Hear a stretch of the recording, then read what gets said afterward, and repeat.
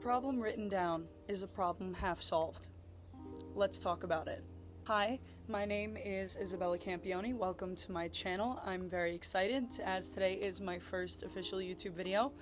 And basically what we're going to be doing is every week I'm going to come up with a topic. Any topics you guys have recommended, leave them down below and we'll talk about them. I just love to discuss important topics that matter to me, and I feel like this is a good platform to do that. Talking about written down problems, okay? Writing is an incredible tool that can be really life-changing when it comes to articulating our emotions when we just can't seem to talk about it with other people. Not everyone is fortunate enough in their lives to have people that they feel like they're comfortable enough to talk about things with. And don't be ashamed of that. It's rare to feel like we have someone that we can really talk to about our problems. And sometimes, even after we do talk with people about our problems, we don't really feel like we've made headway in our issues. And that's perfectly okay as well. So don't feel like you're alone. Don't feel like you're crazy. It happens to a lot more people than you think. And sometimes, even when you do have someone that you feel like you can talk to, that doesn't mean that it always goes how you want it to, or that you necessarily want to talk to people in your life. Sometimes you're just so frustrated with things, or you just feel so tired, and you're tired of thinking about it that you don't want to talk about it anymore. You just want to get it over with and done with. And unfortunately, the way that the world works, we can't just solve things. We can't just make problems go away. And I know me personally, I have this habit of rationalizing my feelings and doing everything I physically can to fix the situation, do all the right habits, do all the right coping mechanisms, and it still sucks, right? And unfortunately, there's a point where you realize that as a human being, you have to just feel it. You have to just go through it. Even if you're doing the journaling and you're taking the walks and you're eating healthy and you gave yourself a self-care day and you're doing everything right, that doesn't make your problem go away. Sometimes you have to let your heart bleed a little bit, and that's okay. Because there's a popular quote that I like: if man had a cure for a broken heart, what would make us human? And that's true. I like to think that I'm an insightful, self-aware person, and I work really hard on my self-help journey to do everything I can to make things go as well as they can go for me. So about 2 years ago, almost 3 years now, that I was going through a really, really rough time in my life. I was in an incredibly toxic relationship, very emotionally abusive, and when I had gotten out of it, I had like a complete breakdown, because over these months that I had been with this person, I had become so incredibly dependent on their validation and so incredibly dependent on their company, because they kind of manipulatively alienated me from everyone in my life. They kind of made me believe that my friends weren't good for me, that my parents were wrong about me, things like that. And listen, we're all human. It all happens. As embarrassing as it is to go through something like that, and you feel like you were stupid, looking back you say to yourself, damn it, like, why did I do that? Why did I believe everything somebody said to me? We have to go through things to learn from them, and that seems like a simple statement, but it's so easy for me to look at you on this video and tell you that, versus for me to actually go through and experience it myself and not beat myself up for it. So anyway, the point I'm getting to here is that shortly after my breakup, I kind of had like a complete breakdown. I realized that I had gained like 30 pounds. I was the heaviest I'd ever been in my life. I hated myself, and I really don't like to use that word because it's such a powerful word, and I don't like to associate myself or anything in my life with that word.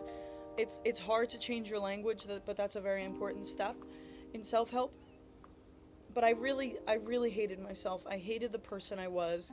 I hated what I looked like. I hated what I had lost around me, the things that I had destroyed. I hated the control that I allowed this person to have in my life. It was a pretty devastating, I would say, about 6 months after we split up. I would say about 6 months it took for me to really start making some headway and some progress. Now, mind you, my entire life, I always wanted to get into journaling.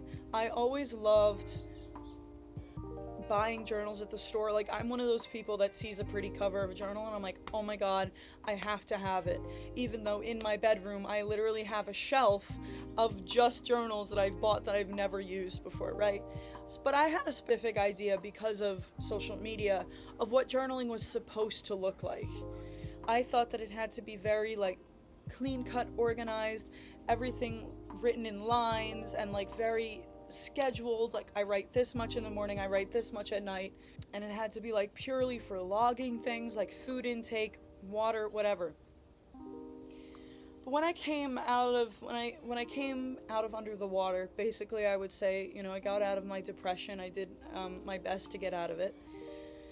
I realized that it didn't have to be that journaling could be like talking to a best friend, except it was private. What's beautiful about writing things down is it's a private thing. It's between you, yourself, your past self, your future self, between you and yourself and the universe or God or whatever religion or spirituality you identify with. I remember I'm now on my, I would say maybe like 10th 11th journal at this point. I've done journaling workshops, like I've taught other people how to do them. Journaling is something that I can very much say changed my life and saved my life in some aspects. I got a journal from Michaels. It was a basic journal. It had nothing on the cover. It was like $7 from Michaels. And I started to, sometimes after everything I went through, I just didn't really know what to say. I didn't know where to start. How do you grasp something that had such an incredible, bad and good impact on your life? How do you put that into words? It's difficult, and it's hard to write about things that you don't like. It's hard to write about things about yourself that you feel like you made a mistake, you screwed up. That's difficult to admit to yourself, even if it's just between you and a piece of paper, because writing it down makes it real. And you can't change if you don't acknowledge that the problem is real, whatever that problem is. The first step to change is acknowledgement.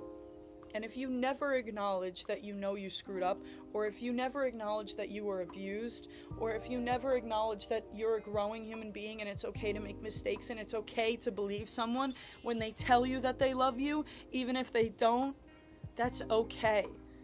All we all want is to be loved and accepted and to do well in this life and to build a life of abundance and happiness and etc., whatever your goals are.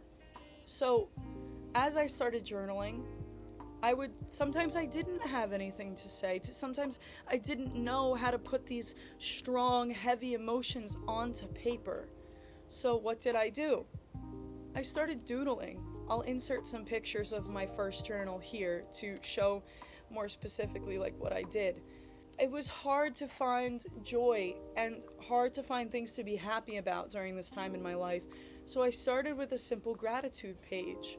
Every day I wrote simple things, 3 things I believe it was, that I was grateful for. Whether it be having air to breathe, my friend doing something kind for me, having a warm bed to sleep in, having someone check up on me that day.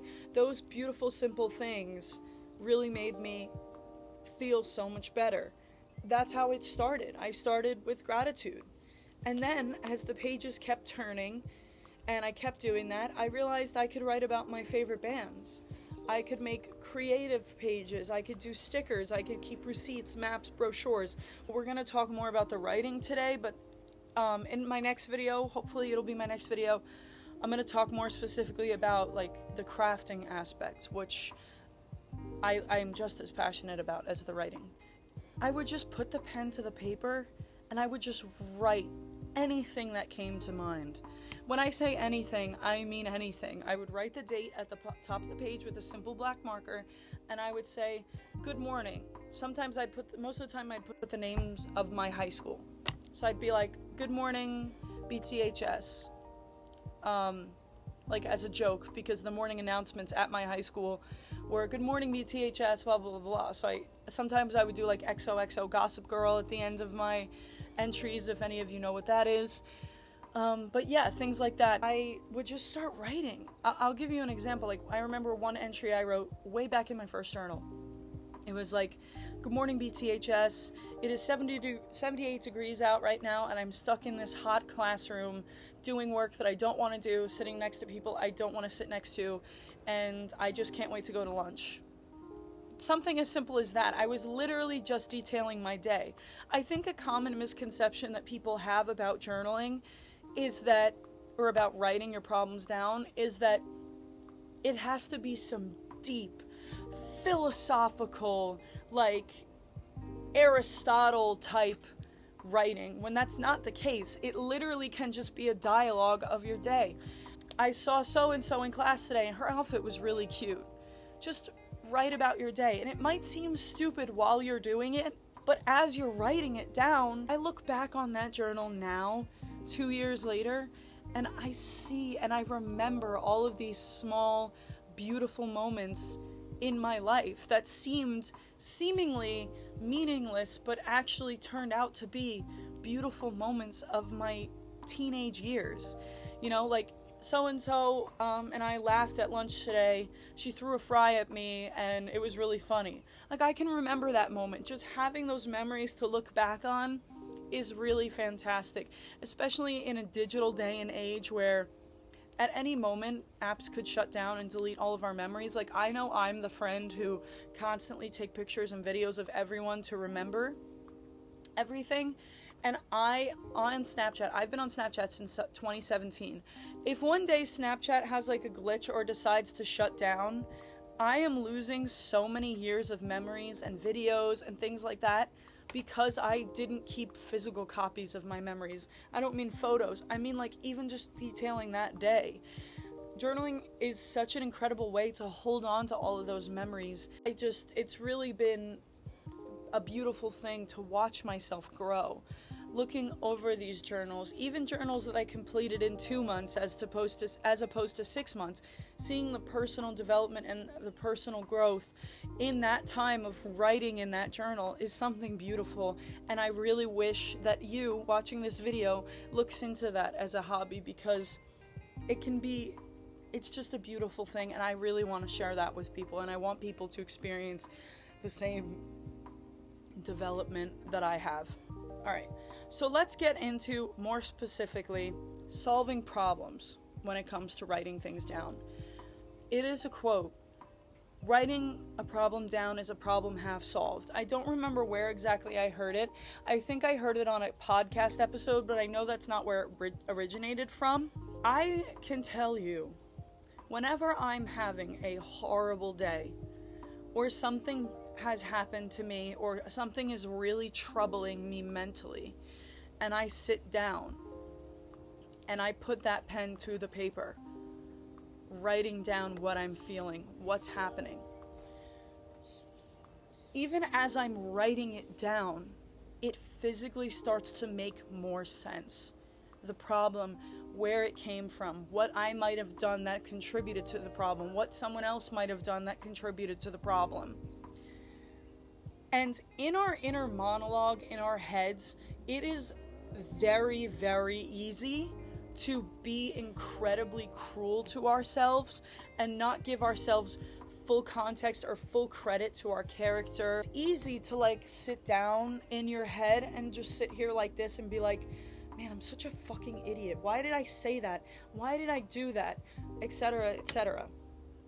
But when you put that pen to paper and your higher self, your insecure self, is watching you write those words, you realize how ridiculous it sounds. And when I say ridiculous, I don't mean stupid. What I mean is how it's not based in fact. The poor things that you feel about yourself are based in insecurity. Like that it's not physical fact. Like, I remember one time I really had a I had a crush on some guy in my freshman year of college, and I would write about him in my journal sometimes, like, oh, so-and-so, and I did this today, and he held my hand, or he put his arm around me, I really think we're getting somewhere, whatever. And then something would happen where I would realize that he didn't have feelings for me. And so I would rush to grab my journal, I would open it, I'd like rip it open, and I would write, I'm so stupid, I'm so ugly, why would he ever like me? I don't have this kind of waist, I don't have blonde hair, I don't have a small face. And as I was writing those words, I realized, wait a minute, that's ridiculous. I'm not ugly. That's not the case. I am a product of two people who loved each other and all of my ancestors before that, and there is nothing ugly about that.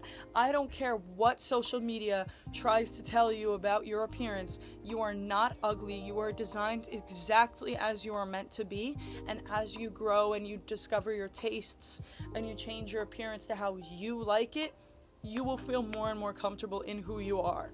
And I'm someone that's extremely struggled with my appearance over my life, so I'll do another video talking about how to deal with those more specifically. But as you're writing and you're reading those words, you're thinking to yourself, that's absurd. I'm not stupid. I take good care of myself. I am funny. I'm smart. He just doesn't like me because we're just not meant to like each other like that. That doesn't mean that I am wrong or insecure or like that there's something wrong with me. We're not entitled to people's feelings about us, just like no one's entitled to your feelings to them. You don't owe anyone anything, and they don't owe you anything. If someone doesn't like you, it's their loss. And now, that's not to be said that we're perfect and that there's nothing we can ever improve about ourselves. That's not true.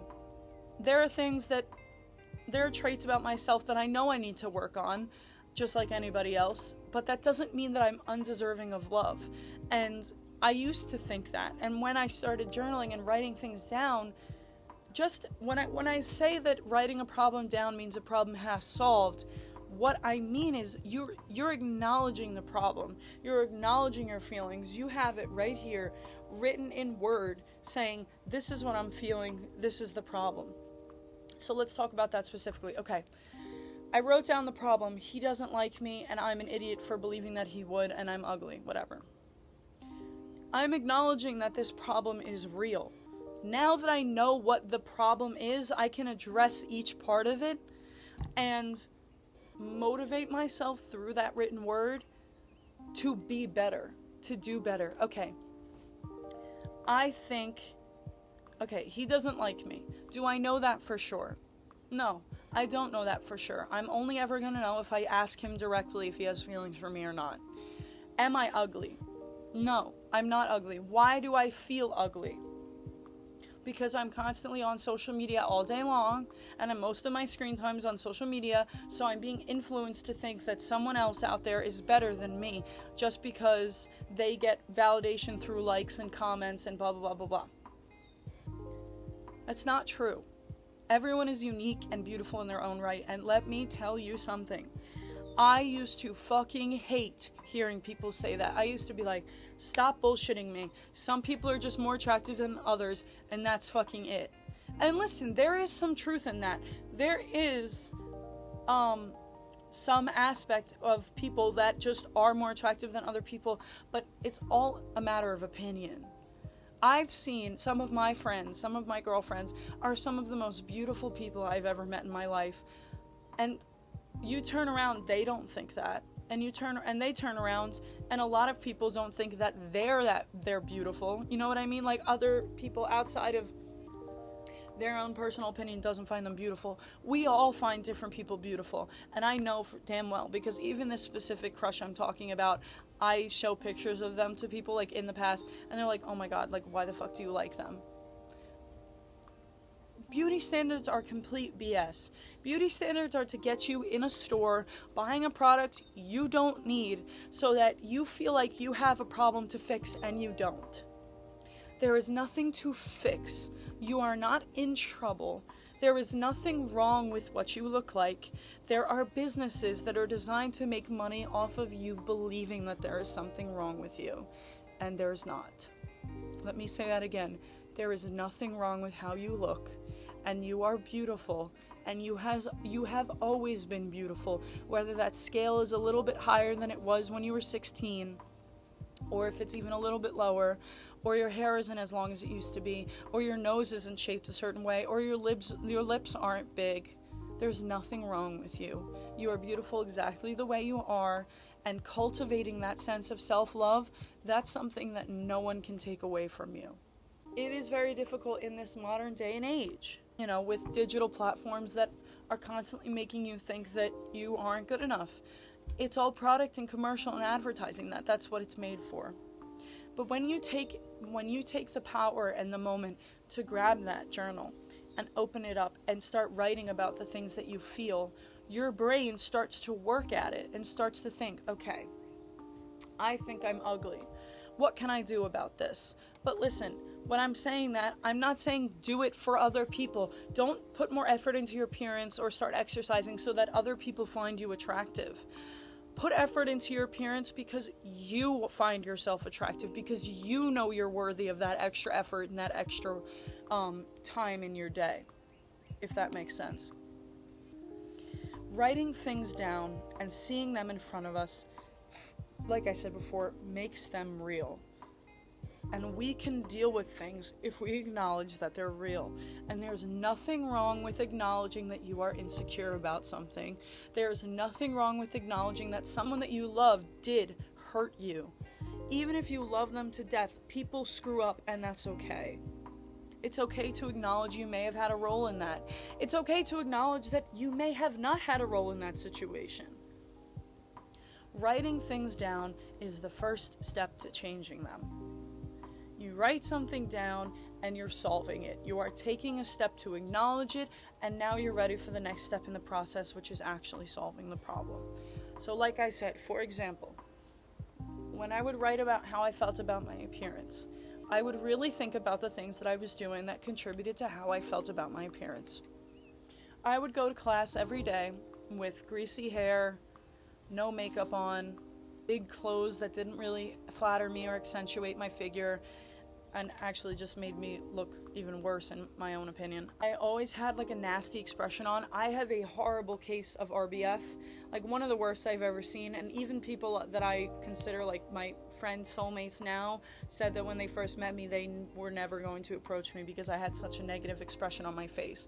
How you take care of yourself reflects in your energy as well, and people, like I knew that even though I was walking out of my apartment every day with no makeup on and with really unflattering clothes and like not doing my hair, sometimes not even brushing my teeth, not grooming myself, not taking care of myself, made me feel worse. And then how I felt on the inside reflected on me outside. So like, let's say you write that you feel ugly. Let's think about small, simple things we can do to make ourselves feel better. Let's try a different hairstyle this day. Let's just put on some blush if you don't have the energy, or if you don't want to do a whole face of makeup. Even if you don't want to do makeup, you can still be beautiful without makeup. That's not the point. But I know, for me personally, I feel better when I put on makeup. I like to accentuate my natural features and to show myself and show the world that I'm worthy of putting more effort into my appearance. So that's just like one example of, like, if you write down I feel ugly, write down what you think is contributing to how you feel, and then there you go. That is a problem half solved, and now all that's left to do is take action against that problem. So that's going to conclude our conversation for today. Thank you so much for watching if you stuck around, and consider hitting that subscribe button and the notification bell to be notified about my next upload. And I really hope what I've had to say today resonates with you even just a little bit. Stick around for my journey. I'm really excited to start my journey on YouTube, and I really hope I get to see you soon again, friend. So thank you so much for listening, and I hope you enjoyed our talk today.